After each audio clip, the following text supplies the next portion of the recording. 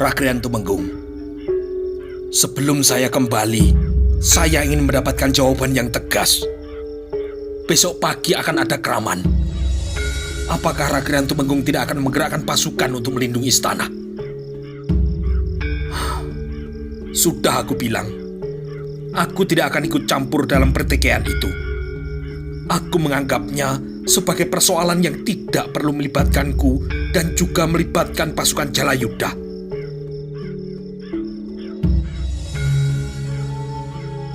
Simpulan yang tegas dan jelas telah diperoleh oleh Gajah Mada. Dengan demikian, Bekel Gajah Mada telah mendapatkan kepastian bahwa pasukan Jalayuda tidak bisa diharapkan. Gagak Bongol yang menyimak pembicaraan itu nyaris saja isi dadanya meledak. Akan tetapi, dengan sekuat tenaga, Gagak Bongol berusaha untuk menahan diri. Semula, Bekel Gajah Mada dan Gagak Bongol menduga mereka tidak akan bisa keluar dari bangsal Jalayuda. Namun ternyata Rakrean Panjiwatang membiarkan mereka untuk tetap pergi. Sikap itu pun juga dirasa aneh. Akan tetapi Bekel Gajah Mada dan Gagak Bongol tidak kesulitan untuk menemukan jawabannya. Bila mana Gajah Mada dan Gagak Bongol ditahan, maka tidak akan ada perlawanan dari istana dalam menghadapi serbuan dari para pasukan Jalarananggana. Dan itu berarti kesegaran pasukan itu akan tetap utuh. Namun keadaan akan berbeda jika perlawanan yang diberikan menyebabkan kelelahan yang luar biasa. Maka bukanlah pekerjaan yang sulit bagi Panjiwatang yang muncul belakangan dalam menggilas mereka. Tanpa banyak bicara, Bekel Gajah Mada dan Gagak Bongol membedal kudanya. Kembali mereka berderap menuju ke istana. Kabut yang turun tidak mereda, bahkan kini terasa makin mengental. Namun untunglah kuda-kuda yang mereka tunggangi tidak direpotkan oleh keadaan itu. Seolah bagi kuda-kuda itu tebalnya kabut bukanlah suatu masalah. Binatang pemakan rumput itu terus berderap. Semula Gagak Bongol bermaksud diam, akan tetapi akhirnya Gagak Bongol tidak bisa menahan lagi isi dadanya yang kian bergejolak. Apa artinya ini, Kakang Bekel? Sikap Panjiwatang yang seperti itu, apakah bukan termasuk sebuah pemberontakan? Sebagai seorang Tumenggung, Rakrean Panjiwatang berkewajiban untuk melindungi negara, melindungi raja dan segenap keluarganya. Apa yang diucapkannya tadi hanya sebuah omong kosong. Tumenggung Panjiwatang menganggap apa yang akan terjadi nanti sebagai sebuah pertikaian antar keluarga yang tidak perlu dicampuri. Pertikaian apa? Tidak ada pertikaian itu, Kakang. Alasan itu hanya mengada-ada. Ki Bekel Gajah Mada tidak menjawab. Kudanya kini terus saja berderap. Hei Kakang Bekel, apa kau tidak mendengar kata-kataku? Teriak Gagak Bongol sekali lagi. Sudah, jangan memboroskan waktu. Apa yang kau tahu, aku juga tahu. Kita harus cepat kembali ke istana. Istana kini benar-benar terasa senyap. Gajah Mada tahu kalau segenap prajurit tengah melakukan baris pendem di balik dinding dan parit yang memanjang di belakang gerumbul dan semak perdu. Namun Bekel Gajah Mada sekaligus merasakan betapa getirnya jumlah prajurit yang ada itu tidak ada artinya jika dihadapkan dengan pasukan segelar sepapan yang akan menggilas istana bagai banjir bandang. Menjelang gerbang Purawaktra, Gajah Mada segera meneriakkan kata-kata sandi. Sejenak kemudian, pintu regol Purawaktra yang ditutup kini telah terbuka. Para prajurit Bayangkara kemudian segera mengelilinginya. Apakah tidak terjadi sesuatu yang mencurigakan? Tanya Bekel Gajah Mada. Tidak, Kakang. Atau jawaban yang lebih tepatnya adalah sampai saat ini belum. Gajah Pradamba yang juga disebut sebagai Gajah Enggon kini datang menjawab. Bekel Gajah Mada menengadah. Maksudnya ingin melihat gemerlapnya bintang-bintang di langit untuk mengukur waktu. Namun kabut yang tebal melayang-layang kini amat mengganggunya. Lamat-lamat dari kejauhan terdengar suara burung gagak yang melengking menyayat hati. Gajah Mada kini berdesir saat kemudian terdengar burung gagak kini berteriak-teriak seperti memberikan sebuah jawaban. Suara burung gagak itu berasal dari arah wuwungan istana. Burung gagak sialan, ucap Begal Gajah Mada dalam hatinya. Segenap anak buahnya kini merasa tidak sabar lagi untuk segera mengetahui apa yang diperoleh oleh Begal Gajah Mada dari pasukan Jalayuda atau Jalapati. Bagaimana hasilnya, Kakang Begal? Lembu Pulung bertanya. Begal Gajah Mada menebar panjang menyentuh semua wajah anak buahnya. Rakrian Dharma Putra Winesuka yang berada di belakang semuanya ini. Begal Gajah Mada mengawali. Para prajurit Bayangkara kini menjadi kaget. Winesuka, desis Panji Samrang Tandi. Begal Gajah Mada kini mengangguk. Apakah Rakuti penggeraknya, Kakang? Tekan Samrang Tandi. Sekali lagi Begal Gajah Mada mengangguk. Rakuti, Rawedeng, Rapangsa, Rabanyak, Rayuyu dan Ratanca. Mereka mengobarkan Kraman menggunakan alasan yang sudah basi. Seolah-olah ada pertikaian di dalam keluarga istana. Padahal pertikaian itu sama sekali tidak ada. Para Bayangkara itu kini mulai saling pandang. Pasukan mana yang terlibat, Kakang? Giliran Malan Limung bertanya. Pasukan Jalarananggana yang terlibat. Mereka tidak ada di bangsal kesatrian mereka. Rakrean Pucut Luntar terbujuk oleh rayuan dari Rakuti hingga ia mau bergabung. Rakuti pasti memberikan iming-iming janji kepadanya. Mungkin jabatan patih atau bahkan raja, hingga kini Pucut Luntar minger kiblatnya. Begal Gajah Mada menghirup udara untuk mengisi paru-parunya. Segenap Bayangkara itu kini menjadi semakin jengkel. Aku telah menemui Rakrean Tumenggung Banyak Sora. Kita boleh berharap Rakrean Banyak Sora masih memiliki jiwa prajurit yang sejati. Tumenggung Banyak Sora kaget ketika aku sampaikan kemungkinan adanya makar tersebut. Banyak Sora berjanji akan segera mengirim pasukannya sebelum matahari terbit, dan diharapkan mereka telah pasang badan mereka. Para Bayangkara itu kini merasa agak lega. Dengan demikian, masih ada kemungkinan untuk menyelamatkan istana dari kehancuran. Bagaimana dengan Jalayuda? Risang Panjer Lawang bertanya sambil mengelus-elus jenggotnya. Mengenai Panjiwatang, aku ingin sekali mendapat kesempatan untuk menyobek mulutnya dengan pedangku ini, ucap Gagak Bongol. Para Bayangkara itu kini menjadi kaget. Apakah Panjiwatang memihak mereka yang akan melakukan keraman itu? Risang Panjer Lawang bertanya. Panjiwatang mencoba memainkan perannya sendiri. Panjiwatang tahu para rakyat Winesuka akan melakukan makarnya. Bahkan sangat mungkin para rakyat Winesuka mengajak Panjiwatang untuk bergabung. Namun Panjiwatang tidak bersedia. Panjiwatang memutuskan pasukan Jalayuda akan menempatkan diri di luar dan hanya akan menjadi penonton. Para Bayangkara itu kini menjadi bertambah bingung. Mereka sulit menerima penjelasan dari Gajah Mada itu. Menjadi penonton? Gajah Pradamba kini meletupkan kejengkelannya. Apakah Panjiwatang tidak merasa berkewajiban untuk melindungi raja dan juga menyelamatkan negaranya?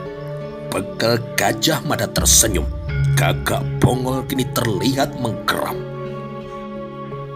Rakrean Panjiwatang menganggap persoalan ini sebagai persoalan keluarga yang tidak perlu dicampuri. Gajah Mada kini menambahkan penjelasannya. Orang itu sudah gila, umpat Gajah Pradamba. Menurut kalian, apakah ada pertikaian keluarga itu? Pancing begal Gajah Mada. Para Bayangkara itu kini terdiam. Mereka butuh waktu untuk mencerna alasan dari Panjiwatang yang tidak mau melibatkan diri itu. Alasan itu mengada-ada. Aku curiga Panjiwatang menyembunyikan maksud-maksud tertentu. Panjang Sumprit yang semula hanya terdiam kini ikut menyampaikan pendapatnya.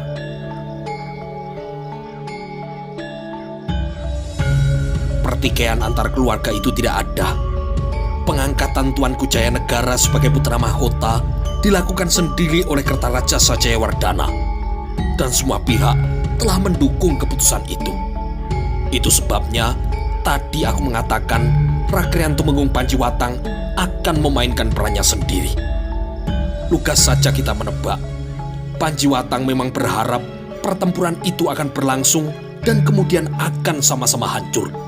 Dengan demikian, Panjiwatang akan berdiri di atas puing-puing pertempuran itu sebagai seorang pemenang. Para Bayangkara itu kini mendapat gambaran makin jelas atas apa yang sebenarnya sedang berlangsung. Dengan demikian, apa yang akan terjadi nanti di saat fajar menyingsing telah dapat diperkirakannya. Pasukan Jalarananggana adalah pasukan yang amat terlatih dan amat disegani. Pada awalnya, prajurit Jalarananggana bercikal bakal prajurit Pamalayu yang pernah dikirim ke Sumatera ketika negara masih bernama Singosari. Itu sebabnya tandang gerayang dan sepak terjang pasukan Jalarananggana dikenal amat tangguh dan gegirisi. Apalagi di belakang mereka terdapat orang-orang muda seperti Raguti, Rabanyak, Rapangsa, Rawedeng, Rayuyu, dan Ratanca. Dengan cekatan, begal Gajah Mada mempersiapkan segala sesuatunya. Salah satu sesanti yang diyakini oleh prajurit Bayangkara adalah berjuang sampai titik darah penghabisan, berusaha sampai nyawa terpisah dari raga mereka. Itu sebabnya begal Gajah Mada dan segenap pasukan Bayangkara akan terus berusaha dan bersikap seolah semua masalah pasti akan dapat diatasi. Kesulitan macam apapun pasti menyisakan celah, dan dengan demikian juga persoalan yang muncul di tengah malam buta itu. Pasukan Jalarananggana telah meninggalkan pansalnya.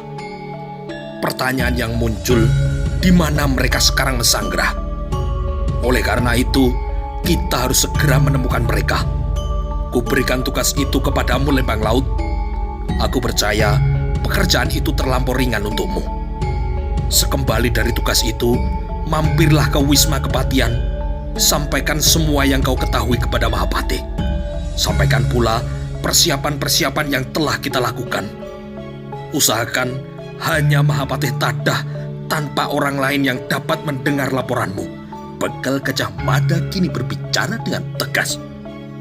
Baik, Kakang, jawab Lembang Laut dengan terengginas. Jangan menunggu besok. Berangkatlah sekarang, lanjut Gajah Mada. Beberapa prajurit berkesempatan menyalami Lembang Laut yang siap melaksanakan tugas pengintaian itu. Pura Waktra segera dibuka untuk memberi jalan kepada Lembang Laut. Lembang Laut adalah prajurit Bayangkara yang mempunyai kemampuan khusus dan luar biasa. Ia seorang pelacak jejak yang ulung. Hidungnya setajam hidung serigala, sehingga hanya dengan membaca angin, ia tahu harus bergerak kemana. Di luar Pura Waktra, di lapangan yang jauh, lebih luas daripada lapangan di dalam benteng istana, Lembang Laut berlari-lari kecil, kemudian ia berhenti. Dengan ketajaman hidungnya, ia memperhatikan keadaan di sekeliling tempatnya berdiri. Dari sebuah tempat yang tidak terduga, desis Lembang Laut. Akhirnya, Lembang Laut kini berlari amat kencang. Di istana, begal Gajah Mada memperhatikan anak buahnya. Bagaimana persiapanmu? Bertanya Gajah Mada pada kelompok Panjang Sumprit. Panjang Sumprit beserta ketiga rekannya, yaitu Lembu Pulung, Jayabaya, dan Kartika Sinumping, bertugas mengamankan para putri Kedaton. Jika istana dijarah pemberontak, para Bayangkara bisa membayangkan betapa Sekar Kedaton, yaitu Breda dan Brega Huripan, akan menjadi jerahannya. Lebih-lebih Rakrean Kuti yang dikenal sebagai laki-laki yang doyan perempuan. Panjang Sumprit kini maju selangkah. Kami akan membawa para putri untuk menyusul Tuan Putri Tribuaneswari dan Narendra Duhita yang saat ini sedang mengunjungi Tuan Putri Gayatri. Untuk mengawal para Tuan Putri, kami membutuhkan tenaga yang lebih banyak, Kakang, jawab Panjang Sumprit mewakili kelompoknya. Namun Bekel Gajah Mada justru tidak sependapat. Perjalanan banyak orang justru akan menarik kecurigaan, apalagi jika menggunakan tandu. Berikan pengertian kepada para Tuan Putri akan keadaan ini. Berikan pengertian agar beliau mau menyamar sebagai orang kebanyakan, desak Gajah Mada. Jika demikian, saya mohon Kakang Bekel yang menyampaikan kepada para Tuan Putri agar mau mengerti. Bertempur sampai mati adalah hal yang amat gampang. Sebaliknya, menyampaikan hal-hal seperti itu amat sulit dilakukan, Kakang. Tolong Kakang Bekel saja. Bekel Gajah Mada tersenyum. Gajah Mada tidak berkeberatan untuk memenuhi permintaan itu. Baiklah, sekarang aku merasa telah tiba saatnya kita berbicara persiapan yang akan kita lakukan sebelum aku membangunkan Tuanku Baginda. Bagi Bekel Gajah Mada, dinding menjulang yang mengelilingi istana seolah telah menjadi bagian dari dirinya. Sudut-sudut istana yang menghadap ke arah barat, kolam memanjang dan dalam yang mengelilingi bagian dalam dinding istana, serta sudut-sudut bangunan mulai dari segala yang ada di Tata Kerambat atau yang lazim disebut sebagai Balai Agung Manguntur, serta Balai Witana yang tepat di tengahnya yang digunakan oleh para raja untuk menerima mereka yang sewaka. Tidak ada yang lepas kini dari perhatiannya. Dengan ketajaman nalarnya, Bekel Gajah Mada selalu berpikir seandainya terjadi ontran-ontran, bagian manakah dari sudut-sudut istana itu yang menjadi titik lemah dan bisa dimanfaatkan oleh musuh-musuh mereka. Aku menghendaki penjagaan yang rapat. Namun karena tenaga yang ada sangat terbatas, pusatkan pengawasan di 4 pintu gerbang. Lalu tempatkan masing-masing 1 orang yang akan melakukan baris pendem untuk mengamati terowongan air. Amat mungkin terowongan air digunakan untuk menyusup ke balik dinding, perintah Bekel Gajah Mada. Perintah itu tidak harus dilakukan 2 kali. Para Bayangkara dengan cekatan kini segera menerjemahkannya. Manakala segala perintahnya kini telah dilaksanakan, Gajah Mada kemudian bergegas menuju ke bangunan induk istana. Di dalam dinding istana yang menghadap ke arah barat dan juga dikelilingi oleh benteng bata yang menjulang setinggi 30 kaki, dibelah oleh 2 buah jalan yang masing-masing dari pintu gerbang Purawaktra yang membelah alun-alun dalam istana hingga sampai di dinding sebelah timur. Tepat di pertengahan dinding sebelah utara juga terdapat pintu yang terbuat dari besi berukir yang dijaga ketat oleh para prajurit. Di belakang Balai Tata Kerambat itulah letak bangunan istana utama yang menjadi kediaman raja dan tidak menyatu dengan Balai Manguntur, namun dihubungkan dengan jalan pendek dan menurun melalui pintu gerbang tersendiri yang ditandai dengan nama Candi Bajang Catur. Candi Bajang Catur berupa 4 buah kupala kecil yang memanggul gada yang bersikap seolah-olah mengawasi siapapun yang melintas di tempat itu. Sri Jayanegara tengah tertidur nyenyak saat pintu biliknya diketuk oleh Gajah Mada. Sri Jayanegara kemudian segera membuka matanya. Jayanegara masih membutuhkan waktu beberapa saat untuk menenangkan diri. "Siapa itu?" tanya Jayanegara. Gajah Mada lega karena Sri Jayanegara terbangun. "Hamba tuanku, Bekel Gajah Mada.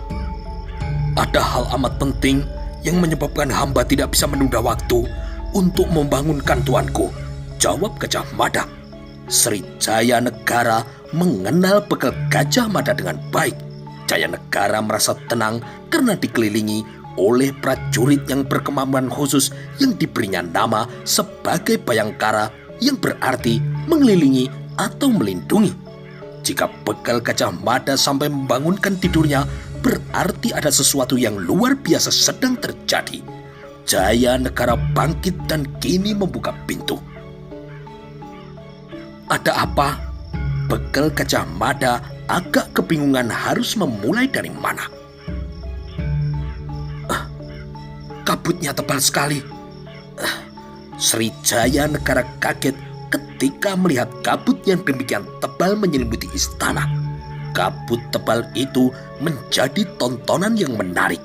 Beberapa buah obor telah dinyalakan untuk menerangi segenap sudut istana. Kini terlihat hanya temaram saja.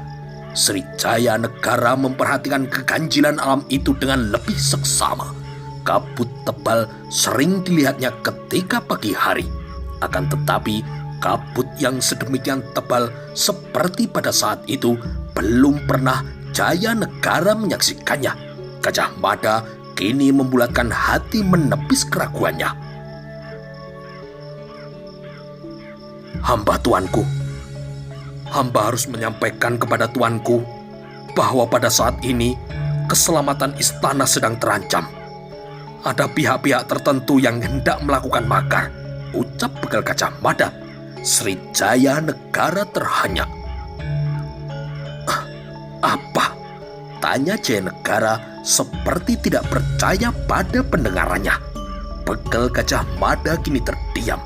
Pimpinan pasukan kecil Bayangkara itu merasa apa yang disampaikannya telah cukup jelas.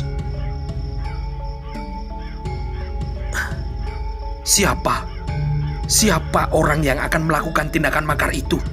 Seperti sebuah kebetulan, tiba-tiba terdengar burung gagak di wuwungan melengkingkan teriakannya. Suara gagak itu kini terdengar menyayat membelah malam. Jaya Negara menengadah lalu menyempatkan memperhatikan suara itu. Itu dari wuwungan tuanku, ucap bekal Gajah Mada. Jaya Negara menjadi tidak sabar. Siapa yang akan menggoyang kekuasaanku? Hamba telah melakukan penyelidikan tuanku, jawab Gajah Mada. Para Dharma Putra Winesuka, Rakuti, Rapangsa, Ratanca, Rabanya, Rayuyu dan Rawedeng bersatu padu dengan pasukan Jalarananggana. Mereka tengah menyiapkan serbuan banjir bandang yang akan mereka lakukan pagi ini. Jaya Negara berusaha untuk tetap tenang, akan tetapi tetap saja tangannya kini bergetar. Jaya Negara tiba-tiba merasa dadanya bagaikan terbelah. Rakrean Kuti dan teman-temannya belum lama yang lalu telah diberinya gelar anugerah sebagai para Rakrean Winesuka. Penganugerahan itu ia lakukan sendiri dengan sebuah upacara di istana. Namun kini para Winesuka itu menusuknya dari belakang. Di depannya mereka meneguk wajah amat dalam, namun di belakang mereka kini menggoyang-goyangkan pantatnya. Dengan jelas dan gamblang, Gajah Mada kemudian membeberkan semua yang telah diketahuinya. Disampaikannya dengan lugas tanpa dikurangi atau ditambahi.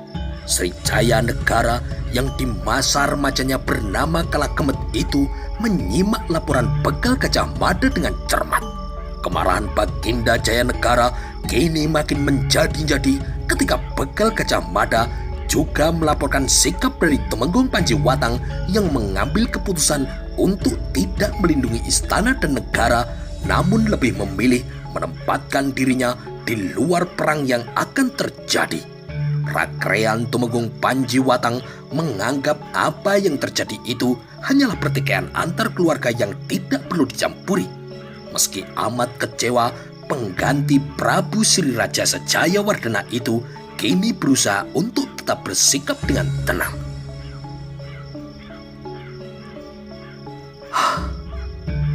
Menghadapi keadaan ini, apa yang sudah kau lakukan Ki Bekel? Tanya Jayanegara. Hamba tuanku, izinkan hamba menyampaikan kenyataan yang ada.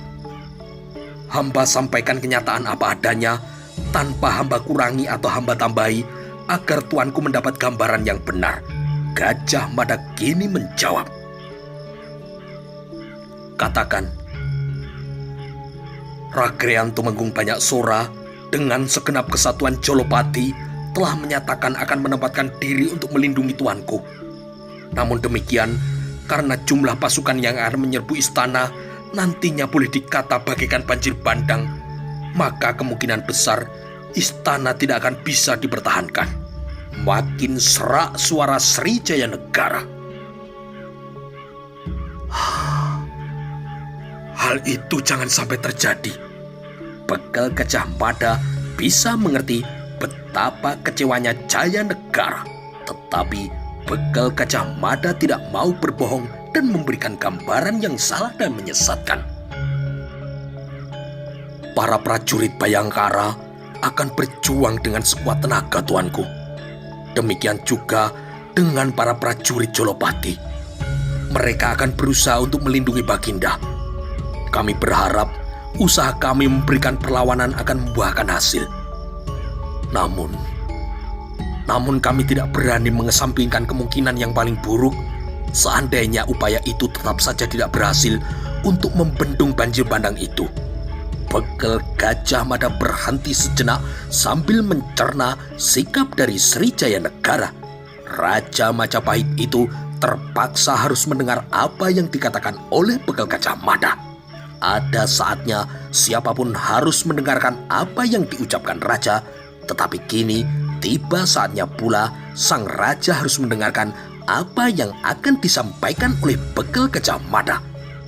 Betapapun sulit Jayanegara untuk menerima hal itu, betapapun pahitnya melebihi rasa pahit dari Brotowali yang pahit, terpaksa harus juga ditelan. Jika kemungkinan buruk itu terjadi, hamba telah menyiapkan pasukan untuk menyelamatkan kerabat istana. Meluaplah kini isi dada dari Jayanegara. Jadi kau memaksaku untuk menjadi pengecut untuk melarikan diri, sergap Jayanegara. Bekel Gajah Mada bersikap tenang. Hamba tuanku, hamba telah mengambil keputusan untuk mengungsikan kerabat istana. Sementara untuk tuanku, hamba mengatakan pengungsian itu hanya sebagai pilihan terakhir jika musuh memang tidak bisa dibendung. Sri Jayanegara manggut-manggut. Tidak tercegah isi dadanya kini menjadi amat sesak. Kemarahan, kejengkelan, dan kekecewaan campur aduk menjadi satu. Satu hal yang sulit diterima oleh Jayanegara, para Ragrean Dharma Putra Winesuka ternyata adalah seekor musang. Rakuti dan kawan-kawannya yang telah diberi gelar kehormatan sebagai orang-orang Winesuka ternyata kini menikamnya dari belakang. Kekecewaan yang amat sangat itu kini harus ditelannya. Sebenarnya tidak ada yang melebihi rasa sakit selain dikhianati. Apakah Mahapati Tada sudah diberitahu? Bertanya kini Jayanegara. Hamba tuanku, Mahapati Tada yang telah memanggil hamba dan memberitahu kemungkinan itu. Hamba menjadi yakin setelah para telik sandi yang hamba sebar menegaskan apa yang disampaikan oleh Mahapati Tada. Hamba baru saja mengirim utusan untuk menghadap Mahapati Tada. Jayanegara kini termangu. Bayangan wajah Ragrean Kuti kini makin lekat di matanya. Ragrean Kuti yang pintar omong, yang bila Sewoko meneguk wajahnya amat dalam, merapatkan tangannya amat lekat pada saat menyembah, pintar mengambil hati itu. Siapa mengira sanggup melakukan tindakan yang nyaris tidak masuk akal, yaitu mengkhianatinya. Baiklah, aku serahkan pengamanan istana kepadamu Gajah Mada, berkata kini Jayanegara. Apabila Tumenggung Banyak Sora telah datang, aku menunggu di sini. hamba tuanku, sikap Gajah Mada menjawab.